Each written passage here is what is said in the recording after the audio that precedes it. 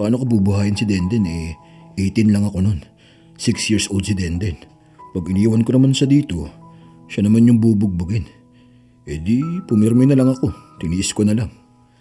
I didn't know. Paano mo malalaman umalis ka nga, di ba?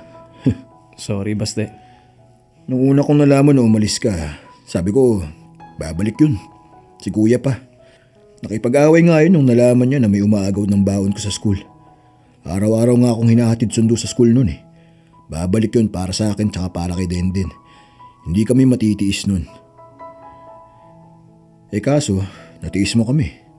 Natiis mong hindi man lang kami kausapin for 13 years. Hindi mo man lang kami inad sa Facebook.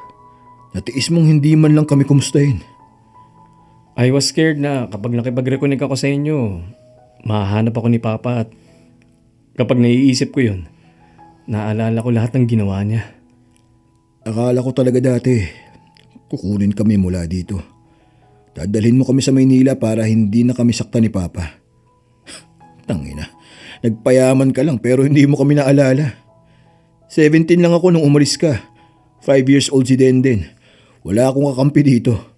Hindi ako nakapag-college kasi sabi ni Papa, baka kapag nakapag-aral ako, matulad lang ako sa'yo. Na lalalis lang din. Pero ang masaklap pa, ako yung nagtrabaho ng mas matagal doon sa restaurant.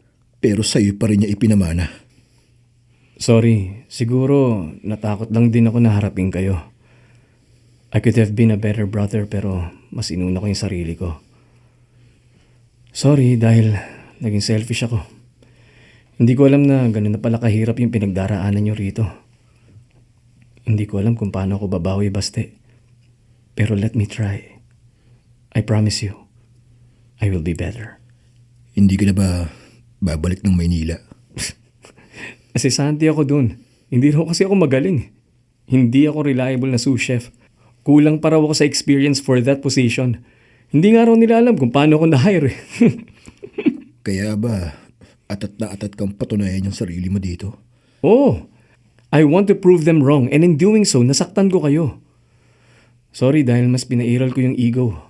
Minaliit ko kayo. Hindi ko nirespeto yung sistema nyo. At hindi ako sumunod sa mga utos.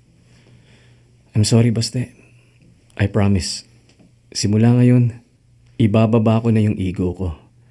I'll be a better brother, a better cook, and a better teammate. Kung magagawa mo yan, hindi na rin kita aawayin.